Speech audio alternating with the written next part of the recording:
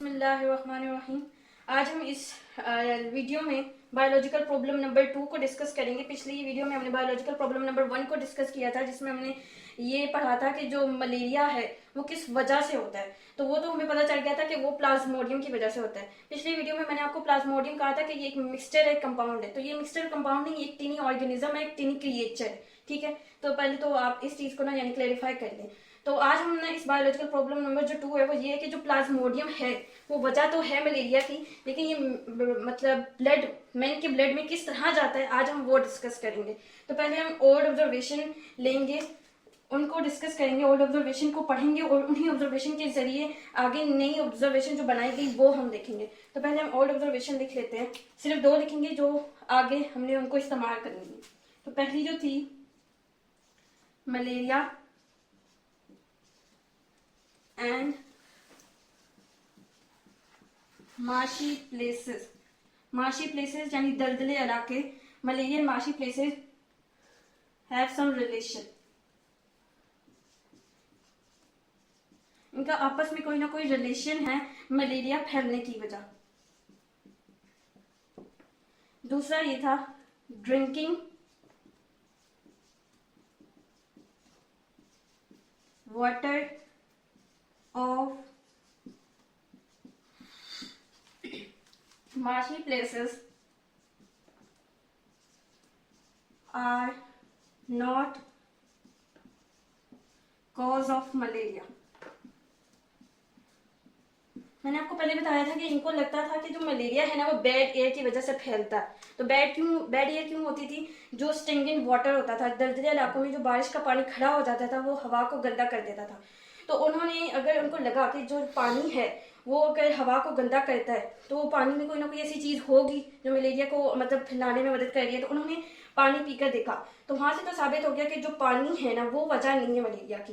लेकिन अभी भी मार्शी प्लेसेस का मलेरिया के साथ ताल्लुक है। माना कि उसके लिए जो पानी ठहरा है वो वजह नहीं है, लेकिन मार्शी प्लेसेस का ताल्लुक है। कैसे ताल्लुक है? क्योंकि वहां पे मॉस्किटोज आ जाते थे, लेकिन अभी उनको इस चीज का अंदाजा नहीं था। लेकिन फिर भी उनको था, थोड़ा बहुत शक था कि मार्शी प्लेसेस का मलेरिया के साथ कोई ना कोई रिलेशन जरूर है। ड्रिंकिंग वाटर अगर वजह नहीं है तो मार्शी प्लेसेस में कोई और एक ऐसी वजह है जो वजह बन रहा है मलेरिया फैलने की। तो ये तो हमारे पास थी ओल्ड ऑब्जर्वेशन। अब जो न्यू ऑब्जर्वेशन बनाई गई थी वो हम देख लेते हैं।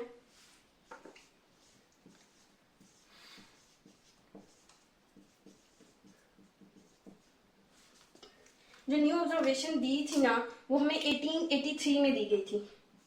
1883 में दी गई थी। फिजिकल्स थे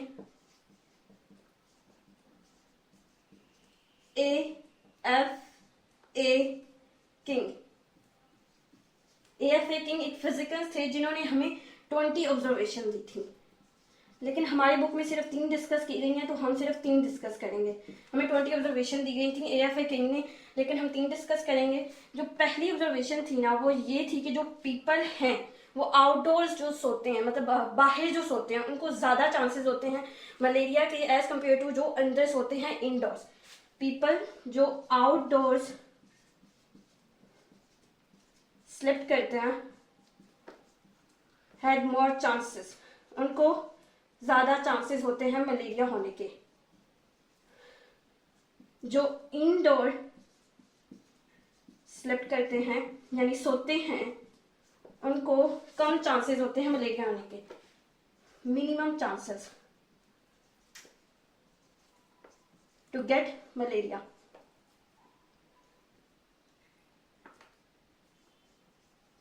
ये पहली ऑब्जर्वेशन। दूसरी ऑब्जर्वेशन जो है ना वो ये है कि जो लोग फाइन नेट्स यानी जो नेट्स होते हैं, मच्छरदानी जिसको आप कहते हैं, उसके अंदर जो सोते हैं उनको कम चांसेस होते हैं मलेरिया के एज कम्पेयर टू जो इसको नहीं यूज करते। तो जो लोग अंडर फाइन नेट्स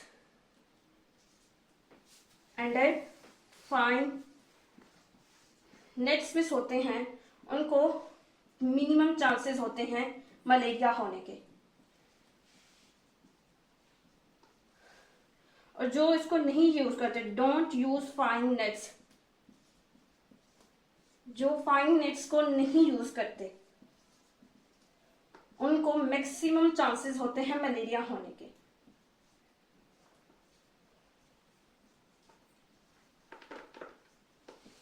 और तीसरी जो है हम यहाँ लिख लेते हैं। तीसरी जो है, जो इंडिविजुअल्स यानी जो बंदे हैं वो स्मोकी फायर के करीब या आसपास होते हैं, उनको कम चांसेस होते हैं मलेरिया के। और जो स्मोकी फायर्स के आगे पीछे या यानी मतलब करीब नहीं सोते, दूर सोते हैं, उनको ज्यादा चांसेस होते हैं। तो इंडिविजुअल्स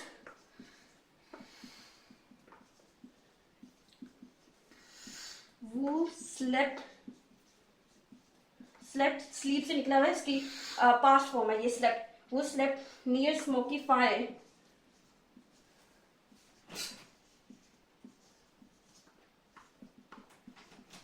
had minimum chances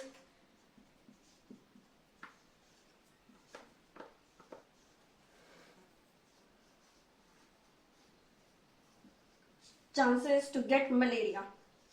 जो स्मोकी फायर के करीब सोते हैं उनको कम चांसेस होते हैं मलेरिया होने के।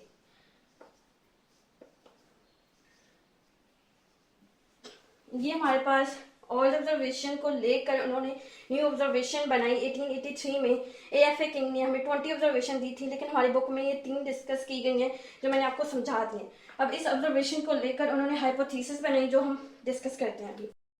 अब हम हाइपोथेसिस और डिडक्शन बना लेते हैं। तो जो हाइपोथेसिस दी गई वो ये दी गई थी, mosquitoes transmit Plasmodium so they are involved in the spread of malaria।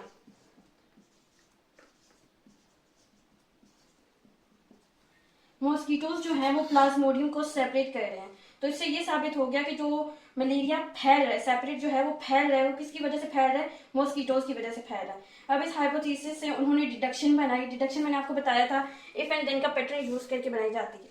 तो डिडक्शन जो थी वो ये थी, if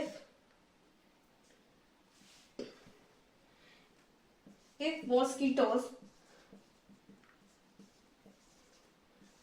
are involved in the spread of malaria, then plasmodium should be present in the mosquitoes।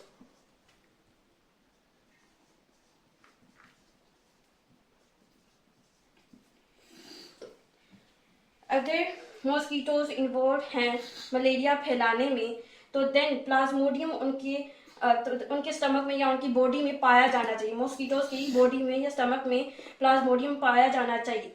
तो यहाँ पे हमने इफ एंड देन का पैटर्न भी यूज कर दिया। यहाँ पे हमारा एक है और ये रहा हमारा देन। अगर मॉस्किटोज मलेरिया फैलाने में इन्वॉल्व हैं, देन प्लाज्मोडियम उनके अंदर पाया जाना चाहिए। तो अगर पाया जाना चाहिए तो एक्सपेरिमेंट उन्होंने किया। तो हम अब एक्सपेरिमेंट देखते हैं। हम एक्सपेरिमेंट पढ़ लेते हैं। तो एक्सपेरिमेंट जिन्होंने किया था ना वो रोनाल्ड रोज थे। रोनाल्ड रोज थे 1880s में इन्होंने किया था। रोनाल्ड रोज जो थे ना वो ब्रिटिश आर्मी फिजिकल थे।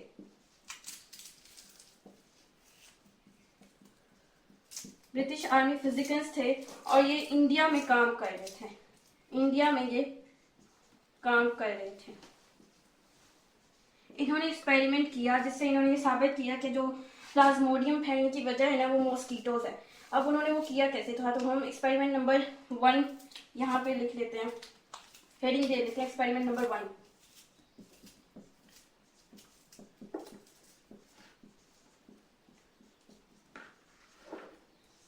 Experiment number 1। तो इन्होंने किया क्या, इन्होंने एक मॉस्किटो लिया, फीमेल एनोफिलस मॉस्किटो। ठीक है, फीमेल एनोफिलस, इन्होंने एक मॉस्किटो लिया, फीमेल एनोफिलस मॉस्किटो लिया। ठीक हो गया। इन्होंने वो मॉस्किटो लेकर उन्होंने मलेरियल पेशेंट्स से बाइट करवाई। मतलब इन्होंने मॉस्किटो को इस तरह यानी कुछ किया कि इस मॉस्किटो ने मलेरियल पेशेंट को बाइट किया, मलेरियल पेशेंट को बाइट किया। बाइट करके, क्योंकि वो मलेरियल पेशेंट थे, उनके अंदर प्लाज्मोडियम मौजूद था, तो वो जो प्लाज्मोडियम था ना वो मॉस्किटो के अंदर चला गया। अब कुछ देर बाद रोनाल्ड रोज ने उस फीमेल एनोफिलिस मॉस्किटो को किल्ड किया। किल्ड करने के बाद देखा कि जो स्टमक है उसका, उसके अंदर जो प्लाज्मोडियम है वो मल्टीप्लाई हो रहा है, मतलब तादाद में बढ़ रहा है। तो मलेरियल पेशेंट को उन्होंने बाइट करवाया। बाइट करवाने के बाद थोड़ी देर बाद उन्होंने उस किल्ड कर दिया मॉस्किटो को। तो उन्होंने देखा कि जो प्लाज्मोडियम है वो मल्टीप्लाई हो रहा है, मल्टीप्लाइंग दी प्लाज्मोडियम। तो इससे तो ये साबित हो गया कि प्लाज्मोडियम जो था ना वो फैलने की वजह मॉस्किटो है, लेकिन वो मलेरियल पेशेंट के अंदर पाया जाता था। लेकिन अभी ये कंफर्मेशन नहीं थी कि क्या अगर यही जो इसके अंदर यानी मॉस्किटो के अंदर जो प्लाज्मोडियम पाया जा रहा है अगर ये हेल्दी पर्सन को बाइट करता है तो क्या ये एग्जैक्ट वजह बनता है उसकी या नहीं बनता। तो उन्होंने सोचा कि हम ना ये एक्सपेरिमेंट किसी हेल्दी पर्सन पे भी करते हैं, यानी एक हम मॉस्किटो लेंगे, वो मलेरिया पेशेंट को बाइट करेगा, उसके अंदर प्लाज्मोडियम आ जाएगा, फिर हम उसको हेल्दी पर्सन पे बाइट करवाएंगे, और अगर उसके अंदर वो प्लाज्मोडियम चला जाता है तो फिर ये साबित हो जाएगा कि हाँ जो मॉस्किटो है वो एक वजह है। लेकिन उन्होंने डायरेक्ट ह्यूमन पे नहीं किया, क्योंकि उनको ये खतरा था कि जान जा सकती है, तो एक मतलब एक जिंदा शख्स की जान जा सकती है। तो उन्होंने जो एक्सपेरिमेंट सबसे पहले किया ना वो स्पैरोज पे किया। ठीक हो गया। तो जो एक्सपेरिमेंट नंबर 1 था वो एक ये था। एक्सपेरिमेंट नंबर 2 जो किया गया वो किया गया था हमारे बर्ड्स पर, मल्टीप्लाइंग द प्लाज्मोडियम। तो एक्सपेरिमेंट नंबर 2 जो था वो बर्ड्स पर किया गया।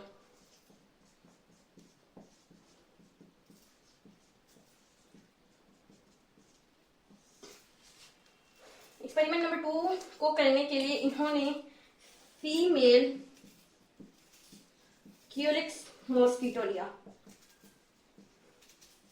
सारा प्रोसीजर उन्होंने वही रिपीट किया। इन्होंने मलेरियल स्पैरो के ऊपर इस मॉस्किटो को बाइट करवाया। ठीक है। इन्होंने सिर्फ एक मॉस्किटो नहीं लिया था, मतलब तकरीबन कोई 4, 5, 6 इन्होंने मॉस्किटोज लिए थे।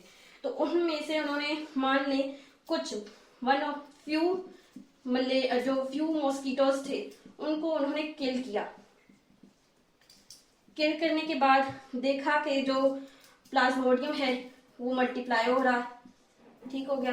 फिर जो 2-3 बच गए थे उसे क्या कहते हैं मॉस्किटोज, क्यूलिक्स मॉस्किटो, उन्होंने अब उन मॉस्किटोज को लाइक स्पैरोज, हेल्दी जो स्पैरोज थे उनके ऊपर बाइट करवाया।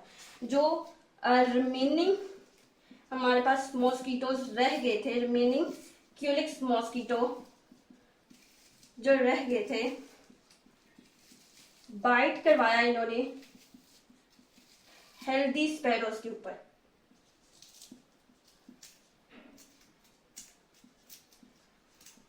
हेल्दी स्पैरोज के ऊपर बाइट करवाया। कुछ देर बाद इन हेल्दी स्पैरोज को क्या हो गया, मलेरिया हो गया। तो इससे ये साबित हो गया कि जो मॉस्किटोज हैं वो एक वजह है मलेरिया फैलने की। Get malaria. ठीक हो गया। अब ना आप लोग यहाँ पे एक चीज गौर करें कि जब ह्यूमन के ऊपर करवाया गया एक्सपेरिमेंट तो फीमेल एनोफिलिस मॉस्किटो लिया गया, और अगर जब इसे क्या कहते हैं स्पैरो पे करवाया गया तो फीमेल क्यूलिक्स मॉस्किटो लिया गया। मैं यहाँ ये बताना चाह रही हूँ फीमेल यहाँ पे भी है, यहाँ पे भी है, मेल क्यों नहीं है ये है। फीमेल जो होते हैं ना उनको ब्लड की जरूरत होती है, हमारी मतलब ह्यूमन्स की ब्लड की जरूरत होती है। क्यों जरूरत होती है? क्योंकि अंदर जो अंडे होते हैं ना, मतलब जो बच्चे होते हैं उनको मेचुरेशन के लिए चाहिए। मतलब आप यूँ कह लें कि हमारे जो खून है वो उनके लिए खुराक है। तो इस वजह से मोस्टली जो फीमेल्स मॉस्किटोज होती हैं वो हमें बाइट करती हैं, ताकि वो जो अपने अंदर जो बच्चे हैं उनके जो एग्स हैं उनको मेचुरेशन दे सकें, उनको अपनी खुराक दे सकें। तो अब यहाँ पे ना साबित तो हो गया कि मलेरिया जो फैल रहा है वो मॉस्किटो की वजह से फैल रहा है, लेकिन बहुत सारे लोगों ने, बहुत सारे साइंटिस्ट ने, बहुत सारे बायोलॉजिस्ट ने ये मतलब कह सकते हैं एक खिलाफ का इख्तलाफ राय दी कि आपने ये जो एक्सपेरिमेंट किया ना वो तो स्पैरो पे किया है, तो वो तो ठीक है, लेकिन हम इस चीज़ को नहीं मानते कि क्या ये एग्जैक्ट वजह बनता है ह्यूमंस के अंदर फैलने की। तो हम चाहते हैं कि आप इसको ह्यूमंस के ऊपर भी एक्सपेरिमेंट करें। तो एक्सपेरिमेंट नंबर 1 ये था। एक्सपेरिमेंट नंबर 2 हमारे स्पैरोस के ऊपर किया गया। एक्सपेरिमेंट नंबर 3 ह्यूमन बींग्स पर किया गया, पूरी कंफर्मेशन के लिए, पूरी क्लैरिफिकेशन के लिए कि क्या सच में मलेरिया जो है वो फैल रहा है मॉस्किटो की वजह से। नेक्स्ट जो एक्सपेरिमेंट किया गया वो ह्यूमन बींग्स के ऊपर किया गया। तो ह्यूमन बींग्स पे उन्होंने किस तरह किया, सेम वो ही प्रोसेस रिपीट किया कि इन्होंने फीमेल एनोफिलिस मॉस्किटो लिया,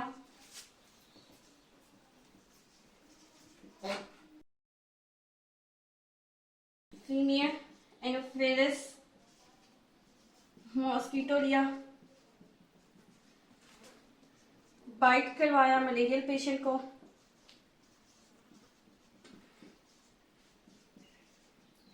ठीक हो गया। वही जो मलेरियल पेशेंट का जिसने मतलब मॉस्किटो ने उसको बाइट किया, उसी मॉस्किटो को लेकर उन्होंने बाइट करवाया हेल्दी पर्सन को।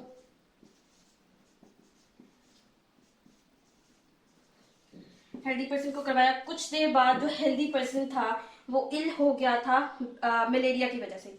Healthy person ill with malaria. तो इससे ये बात साबित हो गई कि जो मलेरिया है वो फैलने की वजह जो है वो मॉस्किटो है, उसको वो फैला रहा है। और किस चीज को फैला रहा है? प्लाज्मोडियम को फैला रहा है। प्लाज्मोडियम क्या है? टिनी क्रिएचर है, टिनी ऑर्गेनिज्म है। तो ये आज की हमारी वीडियो थी बायोलॉजिकल प्रॉब्लम नंबर 2 पे। और अल्हम्दुलिल्लाह आज हमारा जो चैप्टर नंबर 1 है वो खत्म हो चुका है। उम्मीद करती हूँ आपको टॉपिक की और चैप्टर की मुकम्मल समझ आई होगी। तो नेक्स्ट वीडियो में आपसे मुलाकात होती है एक नए चैप्टर के साथ, बायोडाइवर्सिटी। तो खुदा हाफिज।